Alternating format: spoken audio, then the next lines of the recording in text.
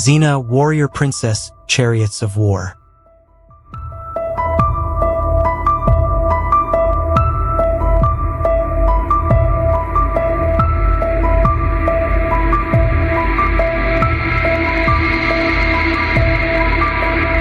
The sun burned high over the rolling plains of Thrace as Xena, the warrior princess, and her young companion Gabrielle walked a well-worn path through the countryside.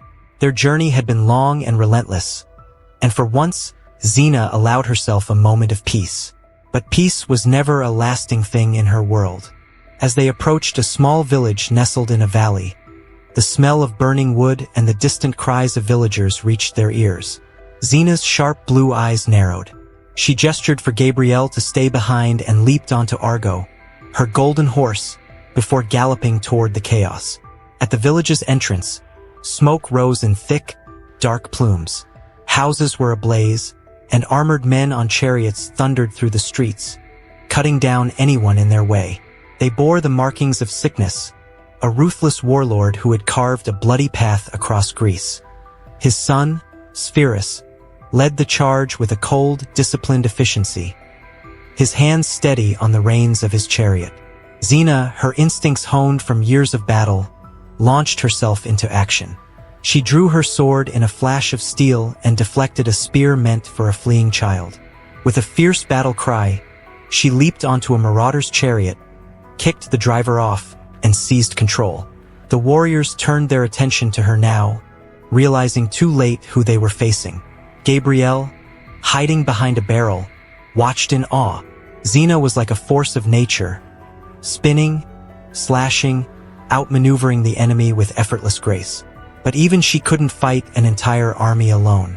A spear flew from the ranks, catching her in the side. Xena gasped, pain searing through her ribs.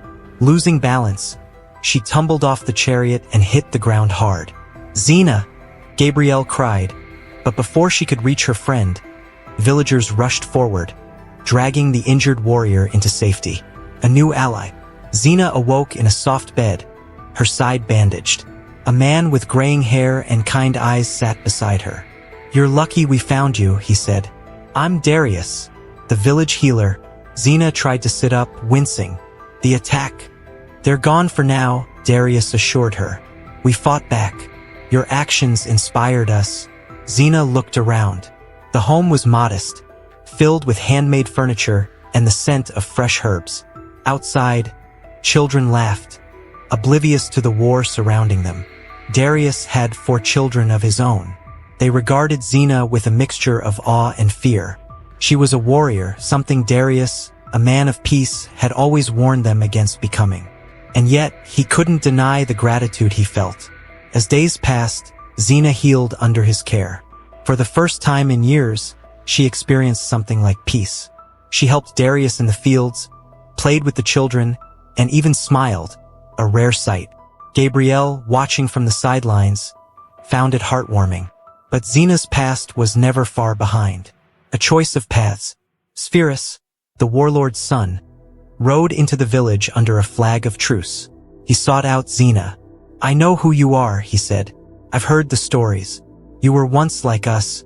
Xena met his gaze, wary. "I was, but I've changed." "You could still be great," Spherus urged. "My father plans another raid. Join us or watch this village burn." The old Xena would have seized the opportunity to crush sickness in battle. But the woman she was becoming, the one who had felt the warmth of a peaceful life, who had seen children's eyes filled with hope instead of fear, hesitated. She looked at Darius, who had stepped forward, his hands clenched. "There is always another way," he insisted. Spherus scoffed. "Spoken like a man who has never fought." "I fought," Xena said quietly, "and I lost myself in it." She stepped closer. "But you still have a choice." Spherus's grip tightened on his sword hilt. He had been raised in war, trained for it. And yet, for the first time, doubt flickered in his eyes.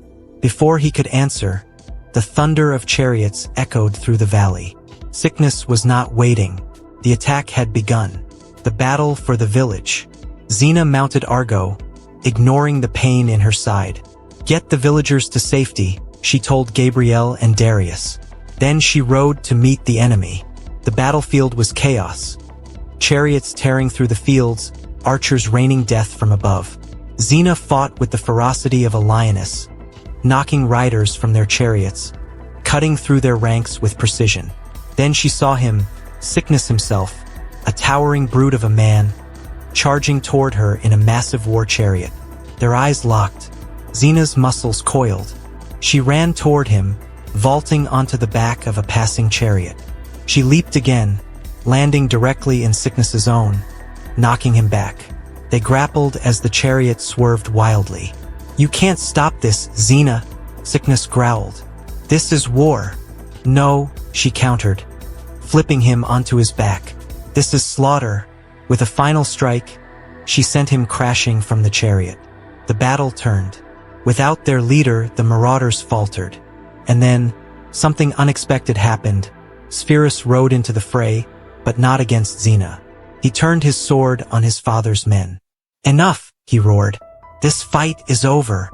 Xena watched as Sickness, wounded and furious, realized his son had betrayed him.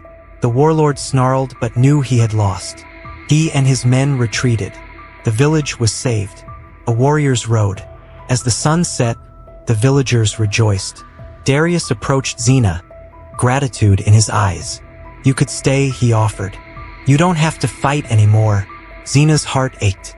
For a moment, she wanted to say yes, but she knew better. There would always be another battle, another village in need. She smiled gently. "This isn't my path." Darius nodded, understanding. Gabrielle, already packed and ready, fell in beside Xena as they left the village behind.